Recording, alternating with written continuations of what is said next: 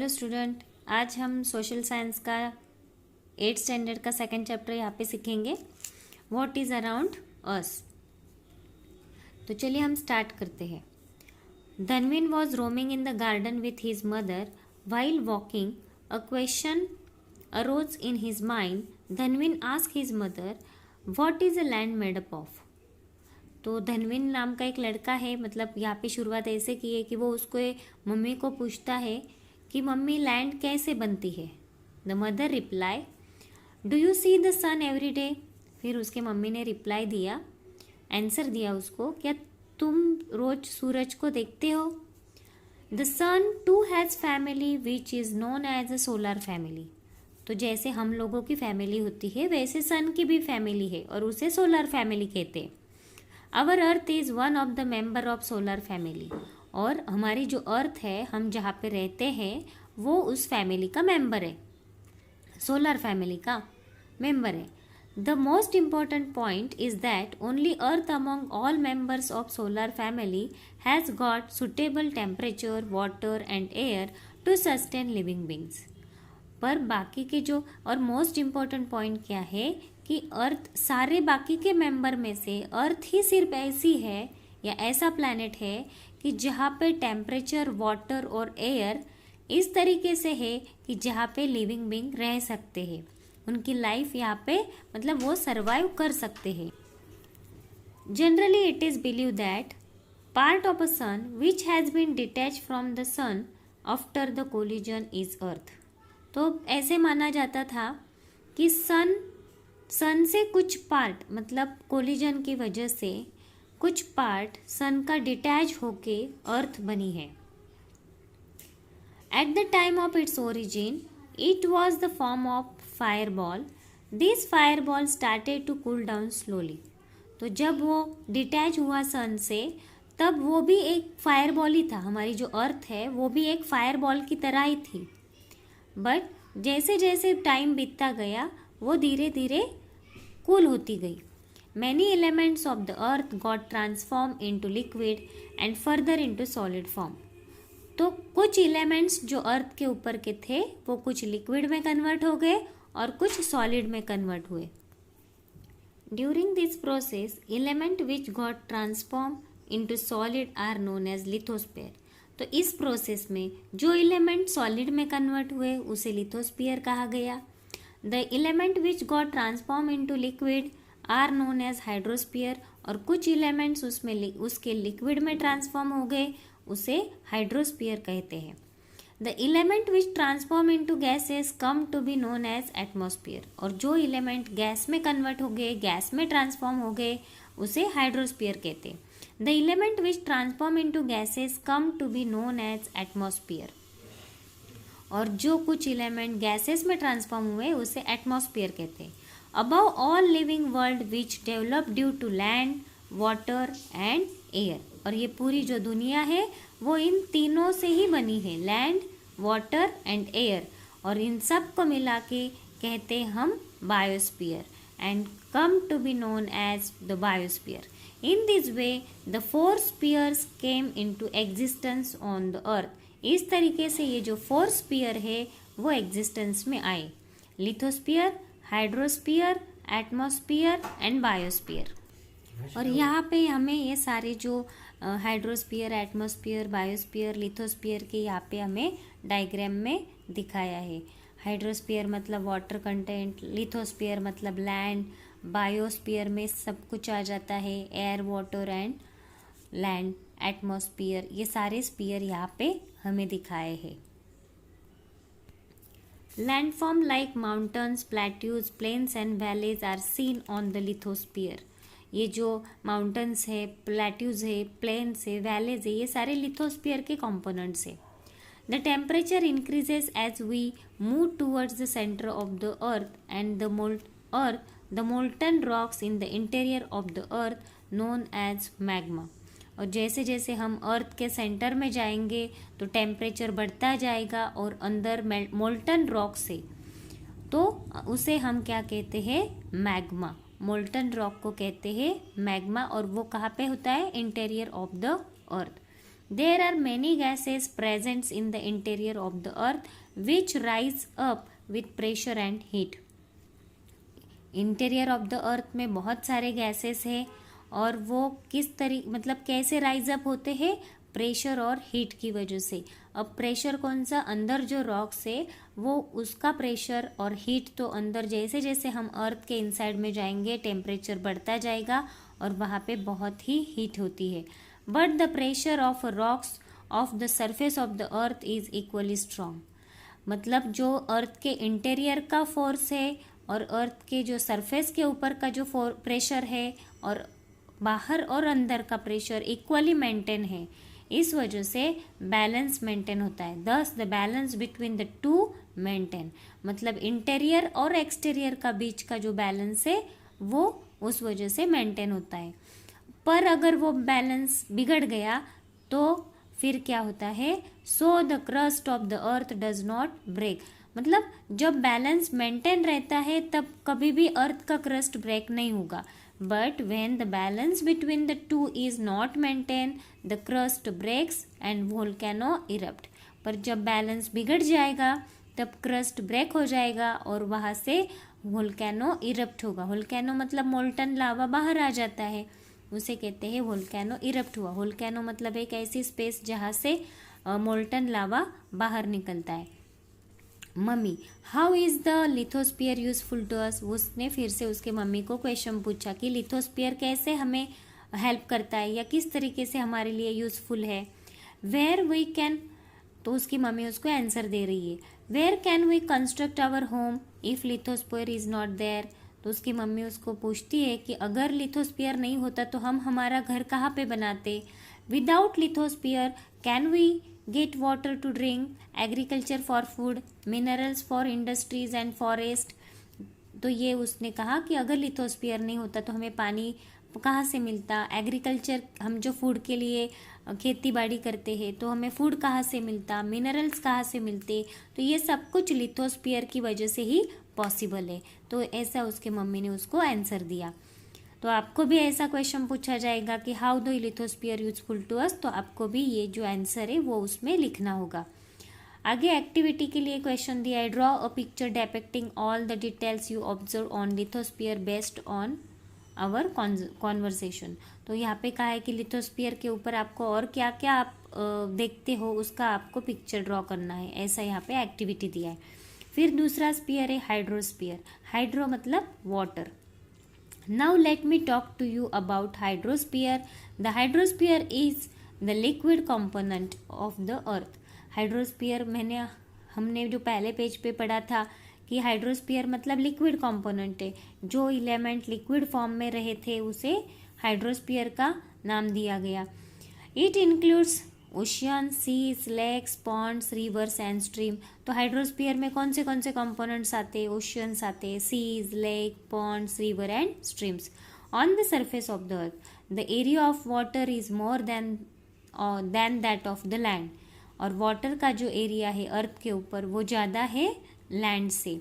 Hydrosphere cover 71% of earth surface. Hydrosphere मतलब हमें पता है कि वाटर की जो अमाउंट है अर्थ के ऊपर वो 71% है. अब water body in hydrosphere that carries a huge amount of water is known as ocean. Ocean की डेफिनेशन पूछी जा सकती है. तो अर्थ के ऊपर जो huge amount of water carry करता है उस वाटर बॉडी को ओशियन कहा जाता है. These oceans are Pacific ocean, Atlantic ocean, Indian ocean and Arctic ocean. तो आपको ओशियन के नाम भी पूछे जा सकते क्वेश्चन में 1 मार्क के लिए. तो ये Pacific ocean, Atlantic ocean, Indian ocean and Arctic ocean, ये ओशियन अभी है और ये उनके नाम है. All these oceans are connected with each other. The water bodies close to the land are known as seas, bays, strait, gulfs etcetera. और जो वाटर बॉडीज लैंड से कनेक्टेड है उसको भी अलग अलग नाम दिए गए हैं, seas, bays, strait, gulf and etcetera. आपको मैं इस वीडियो के लास्ट में इन सब का पिक्चर दिखाऊंगी तो आपको इसकी आइडिया क्लियर हो जाएगी. The ocean on the earth are huge and deep. Oceans जो है अर्थ के ऊपर के ये जो 4 ओशन है वो बहुत ही बड़े और बहुत ही डीप है। Valleys with depth of 10 to 11 kilometres, और जो वैलीज है उसका भी जो डेप्थ है वो भी बहुत है। 10 to 11 kilometre are located at their bottom. The ocean beds has similar features like that of the surface of the earth। और ओशियन बेड के जो फीचर्स है, मतलब ओशियन बेड मतलब एकदम ओशियन के नीचे, तो वहाँ पे भी ऐसा फील होता है जैसे कि अर्थ के सरफेस पे होता है। वहाँ पे भी ओशियन के बेड में भी हाई माउंटेन्स है, प्लेट्यूज है, vast plain and valleys presents है। और ये वैलीज की जो बात करें वो ओशियन के अंदर की बात है कि ओशियन के अंदर के जो वैलीज है उनका भी डेप्थ इतना होता है, ऐसे उन्होंने यहाँ पे बताया है।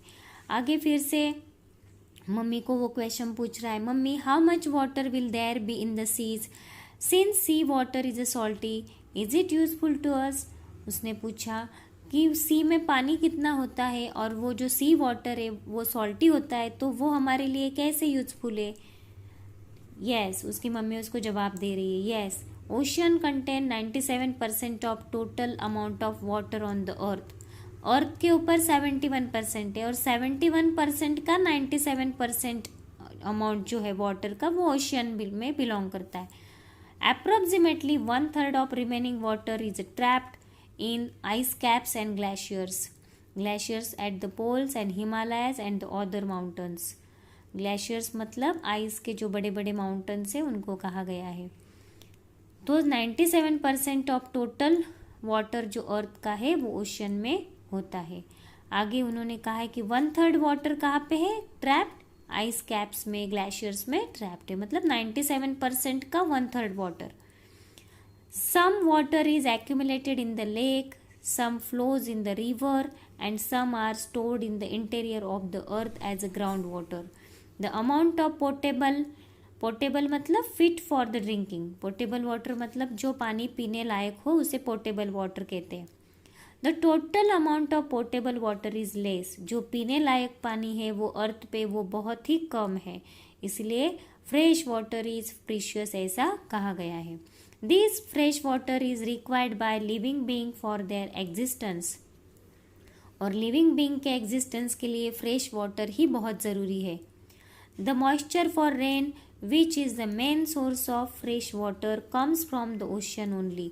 और जो यहाँ पे उसने क्वेश्चन पूछा था कि sea water is a salty, is it useful to us, मतलब सी वाटर तो सॉल्टी है तो वो हमारे लिए किस तरीके से यूजफुल बनेगा। तो इवेपरेशन ये प्रोसेस के लिए सी वाटर बहुत ज़रूरी है, क्योंकि जो वाटर में इवेपरेशन होता है उसी वजह से रेन्स आते हैं। Moisture for rain which is the main source of fresh water and comes from the oceans only, वो ओशन से ही आते हैं। Valuable chemicals, minerals, salt, fishes etcetera are found in the seas as we have living organism on land in the same way. जैसे land पे living organisms रहते हैं उसी तरीके से फिशेस भी लिविंग ऑर्गेनिज्म है वो सी में रहते हैं। फिर कुछ केमिकल्स, मिनरल्स, सॉल्ट ये सब कुछ हमें सी से ही मिलता है। The seas and ocean have aquatic life inside them. The tremendous force of waves, tides and currents of ocean are potential sources of generating electricity. Besides these, oceans are also useful as waterways. मतलब बहुत सारे उसके mummy ने उसको बहुत सारे uses सी के बताए। ये क्वेश्चन अगर पूछा जाएगा तो ये पूरा पैराग्राफ वहाँ पे आंसर में आना चाहिए। तो उसके मम्मी ने उसको और समझाया कि वेव्स है, टाइड्स, करंट्स ऑफ ओशियन, जो लहरें होती है ओशियंस में, जो लहरें उठती है उसकी जो एनर्जी है वो इलेक्ट्रिसिटी जनरेट करने के लिए यूज़ की जाती है। और इस तरीके से ओशंस हमारे लिए बहुत यूज़फुल है एज अ वाटरवे मतलब जो ट्रांसपोर्टेशन जो होता है शिप और उसका वो थ्रू वाटरवेज ही होता है, इसीलिए वाटरवेज के लिए भी सी का बहुत इम्पोर्टेंस है। इस तरीके से उसको उसके मम्मी ने समझाया। Now let's understand the third sphere, atmosphere. The sphere of air that wrap the earth from all side is called atmosphere। यहाँ पे atmosphere की definition दी है, 1 मार्क के लिए पूछी जा सकती है। The sphere of air that wrap the earth from all side is called atmosphere. मतलब एयर का जो पूरे अर्थ में जो कवरिंग है उसे ही एटमॉस्फेयर कहते हैं। It extend approximately up to 1600 kilometre from the surface of the earth. और वो कहाँ से कहाँ तक फैला हुआ है? अर्थ से 1600 किलोमीटर, अर्थ के सरफेस से इतना सारा वो एक्सटेंड हुआ है। It can not be seen clearly with the naked I like lithosphere and hydrosphere. Lithosphere और हाइड्रोस्फीयर को हम जैसे नेकेड आई से देख सकते हैं वैसे एटमॉस्फेयर को हम नहीं देख सकते। Atmosphere is a composed of various gases, water vapour, dust particle, smoke, salt, micro organism etcetera. ये जो है एटमॉस्फेयर के कंपोनेंट्स है। जैसे हमने हाइड्रोस्फीयर के कंपोनेंट्स देखे, लिथोस्फीयर के देखे, वैसे ये एटमॉस्फेयर के कंपोनेंट्स है। Atmosphere is a colourless, odourless and transparent. Atmosphere की ये स्पेसिफिकेशन है, उसके फीचर्स है कि एटमॉस्फेयर कलरलेस है, ऑडरलेस है एंड ट्रांसपेरेंट है। Solid, liquid and gaseous elements are included in the atmosphere. और एटमॉस्फेयर में सॉलिड, लिक्विड एंड गैसियस तीनों भी एलिमेंट्स का इंक्लूड एटमॉस्फेयर में होता है। कैसे? देखो, वाटर वेपर जो है वो गैसियस है, डस्ट पार्टिकल सॉलिड है एंड माइक्रो ऑर्गेनिजम्स ये जो है वो भी सॉलिड में। और लिक्विड में क्या आएगा? इसमें जो लिक्विड में इसमें वाटर वेपर जो कंडेंस हो गया तो लिक्विड में आ जाएंगे। तो इस तरीके से solid, liquid and gaseous elements are included in the atmosphere. It contains approximately 78% of nitrogen, 21% of oxygen and 1% of other gases. और उसमें कौन कौन से गैसेस का क्या क्या कंपोजिशन है वो यहाँ पे दिया है। 78% नाइट्रोजन होता है, 21% ऑक्सीजन होता है और 1% अदर गैसेस एटमॉस्फेयर में होते हैं। As we go higher from the surface of the earth the amount of most of the gases in the atmosphere decreases. जैसे जैसे हम अर्थ के सरफेस से ऊपर ऊपर जाएंगे वैसे वैसे गैसेस की जो अमाउंट है वो कम होती जाएगी। Carbon dioxide gas is heavy so it is found more in the lower layer of the air. Carbon dioxide जो गैस है वो हैवी नेचर का है, इसीलिए वो ज़्यादातर एयर के लोअर लेयर में पाया जाता है।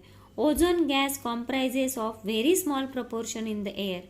ओजोन जो गैस है वो बहुत ही कम मात्रा में होता है एयर में। This gas absorb the ultraviolet ray from the sun and protect the earth from excessive heat of the sun. और जो ओजोन गैस है वो बहुत कम मात्रा में होता है पर वो सबसे बड़ा काम करता है कि वो जो अल्ट्रावायलेट रे होते हैं सन के उसको हमारा प्रोटेक्शन करता है and protect the earth from excessive heat of the sun. तो अगर अल्ट्रावायलेट रे डायरेक्टली सन मतलब अर्थ पे पहुंच गए तो अर्थ का टेम्परेचर बहुत बढ़ जाएगा, तो वो हमें उससे वो प्रोटेक्ट करता है।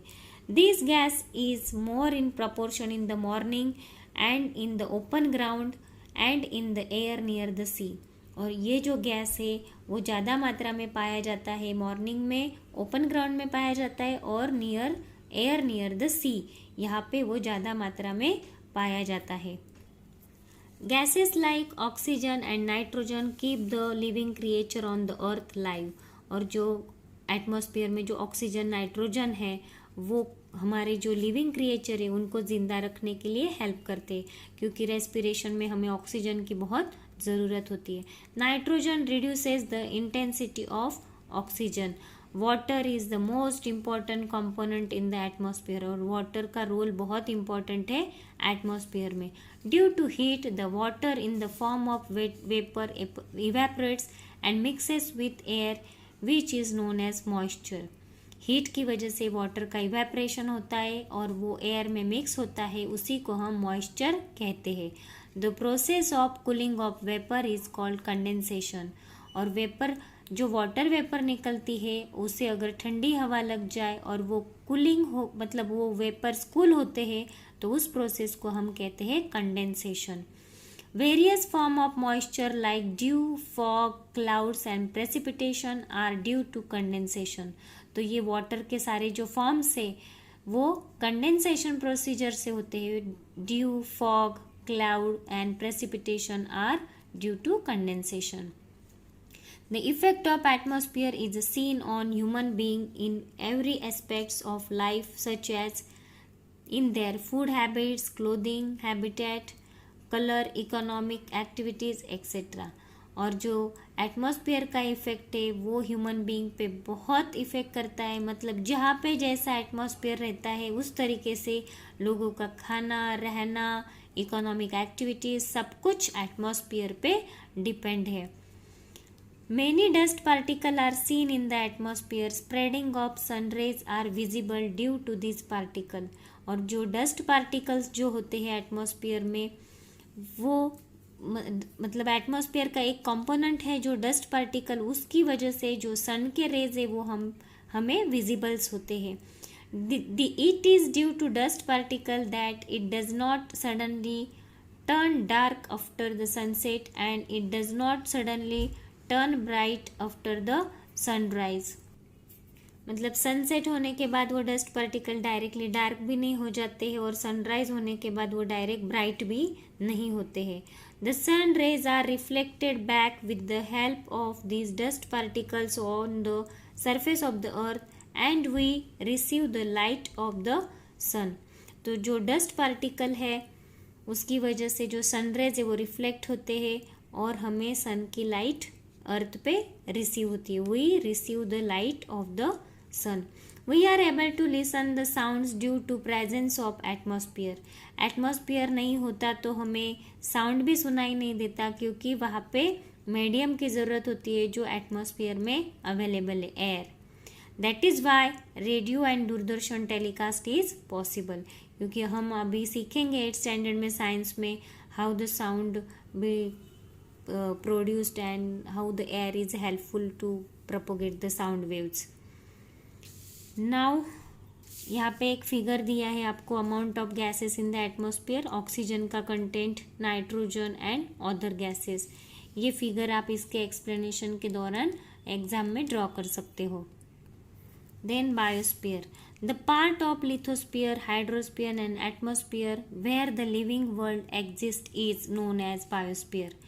मतलब लिथोस्फीयर हो, हाइड्रोस्फीयर हो या एटमॉस्फेयर हो, इन तीनों में भी जो लिविंग वर्ल्ड है अवेलेबल या मतलब एग्जिस्ट में है उसे बायोस्फीयर कहते हैं। Biosphere is one of the important sphere on the earth. Earth is the only planet in the solar system having biosphere. पूरे वर्ल्ड में, मतलब पूरे वर्ल्ड में नहीं कहा जाता, पूरे स्पेस में अर्थ ही एक ऐसा प्लैनेट है कि जहाँ पे बायोस्फीयर अवेलेबल है, मतलब जहाँ पे लिविंग थिंग्स है। Biosphere includes vegetation, animal, insect and human beings. We obtain food and many other necessary things from biosphere. Biosphere से हमें बहुत सारी चीज़ें मिलती है उसमें, जैसे कि food. We can not live without vegetation and animals. हम बिना वेजिटेशन के और बिना एनिमल्स के नहीं रह सकते। Biosphere is the base of our existence and living. तो हमारा जिंदा रहने का ये बहुत बड़ा बेस है biosphere. It is divided into 2 parts. Biosphere के 2 पार्ट्स होते हैं, non living and living. Lithosphere, hydrosphere and atmosphere form non living parts, while plants and animals and micro organism are included in the living world. तो non living में क्या क्या आता है? Lithosphere, hydrosphere and atmosphere, ये non living part है biosphere का। And plants and animal and micro organism, ये लिविंग पार्ट है बायोस्फीयर का।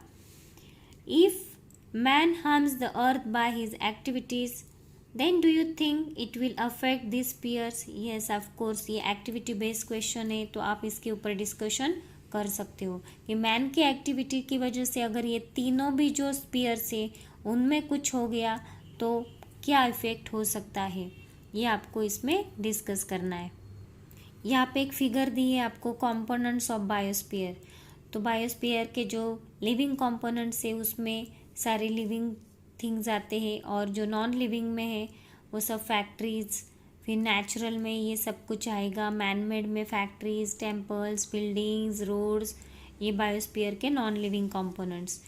एंड लिविंग कंपोनेंट्स में पीपल्स, माइक्रो ऑर्गेनिज्म, प्लांट्स, वो सब कुछ लिविंग थिंग्स में आएगा। These are the components of biosphere. अभी हमें उसी आंसर को डिस्कस करना है, effect of human activities on spheres. Human beings are knowingly and unknowingly undertake many activities for their development. मतलब ह्यूमन बींग कभी कभी क्या करते हैं, ये सारे स्पीयर उनके एक्टिविटीज़ की वजह से इन सारे जो स्पीयर के ऊपर कुछ ना कुछ human beings knowingly and unknowingly undertake many activities for their development. मतलब जाने अनजाने में ह्यूमन बींग से बहुत सारी ऐसी एक्टिविटीज़ होती है जो इन स्पीयर्स को बहुत हार्मफुल रहती है। जैसे कि human action causes an imbalance in different spheres, due to this the balance of various spheres are threaten. तो इन जो ये तीनों जो स्पीयर्स, चारों जो स्पीयर्स है, उनके बीच का जो बैलेंस है वो बहुत ही मतलब उनका बैलेंस बिगड़ जाता है। Underground nuclear testing, too much drilling for mineral oil, excessive drilling of tube wells effect the lithosphere. तो लिथोस्फीयर पे क्या इफेक्ट होता है, जब न्यूक्लियर टेस्टिंग होती है तो वो अंडरग्राउंड होती है, उसके लिए मतलब अर्थ के सेंटर तक वो लोग जाते हैं, वहाँ पे न्यूक्लियर टेस्टिंग करते हैं, तो अंदर का जो रॉक्स के बिटवीन का जो प्रेशर होता है वो भी इम्बैलेंस हो जाता है, उस वजह से अर्थक्वेक आते हैं। फिर मिनरल और ऑयल के लिए ड्रिलिंग करते हैं, उस वजह से भी अंदर का प्रेशर भी इम्बैलेंस हो जाता है। Excessive drilling of tube wells affect the lithosphere. तो इन एक्टिविटीज़ की वजह से लिथोस्फीयर का बैलेंस बिगड़ता है। And dumping of waste from villages and cities along with the industrial waste into the water bodies pollute them. The polar cap have started melting due to increasing heat. The oil spills from ship and disposal of industries and the chemical waste into water causes destruction of marine life, which is highly dangerous for hydrosphere. तो यहाँ पे अलग अलग spear पे कैसे effect होता है वो यहाँ पे बता रहे हैं। Dumping of waste from village cities, industrial waste into water bodies को पॉल्यूट करते, मतलब हाइड्रोस्फीयर पे यहाँ पे इफेक्ट हुआ। फिर हीट बहुत बढ़ रही है पोल्यूशन की वजह से, तो पोलर कैप्स मेल्ट हो रहे हैं, जो ग्लेशियर्स आइस कैप में जो पानी बर्फ़ बन के स्टेबल था वो मेल्ट होना शुरू हुआ है, बिकॉज हीट बढ़ रही है। और हीट क्यों बढ़ रही है, पोल्यूशन की वजह से। फिर जो शिप ट्रांसपोर्टेशन के दौरान जो ऑयल स्पिल होता है पूरे सी में, उस वजह से मरीन लाइफ खराब हो रही है। Oil spill from ship and disposal of industries and chemical waste into water causes destruction of marine life, which is highly dangerous for the hydrosphere. तो इस वजह से हाइड्रोस्फीयर भी इम्बैलेंस हो रहा है। Harmful gases emitted by industries, workshops, power stations and vehicles pollute the air. The area with high frequency of vehicles show increased rate of carbon monoxide in air. Amount of CO2 in the air increases due to cutting of trees. Heat on the earth increases due to increase in CO2 in air. In this way, human activities affect the biosphere. The nurturing links of nature are danger due to exploitation of environment which endanger the biosphere. मतलब ये सारे जो pollutions है वो indirectly सारे जो lithosphere, hydrosphere, एटमॉस्फीयर इसके ऊपर अफेक्ट कर रहा है। तो CO2 किस वजह से आ रहा है, बहुत सारी ट्रीज़ की कटिंग की जा रही है, इस वजह से CO2 का अमाउंट बढ़ रहा है। तो CO2 का अमाउंट बढ़ने से टेम्परेचर बहुत बढ़ता है, तो टेम्परेचर बढ़ने से पोलर कैप्स मेल्ट हो रहे हैं। तो ऐसे सारे यहाँ पे रीजंस दिए हैं कि किस किस वजह से हमारे जो स्पीयर्स है वो एंडेंजर्ड में आ रहे हैं। तो इस पैराग्राफ के ऊपर आपको ये क्वेश्चन पूछा जाएगा, effect of human activities on the sphere. तो ये पूरा पैराग्राफ उसका आंसर है। ओके, यहाँ पे ये चैप्टर ख़त्म हो गया है। ओके, अभी नेक्स्ट चैप्टर नेक्स्ट वीडियो में।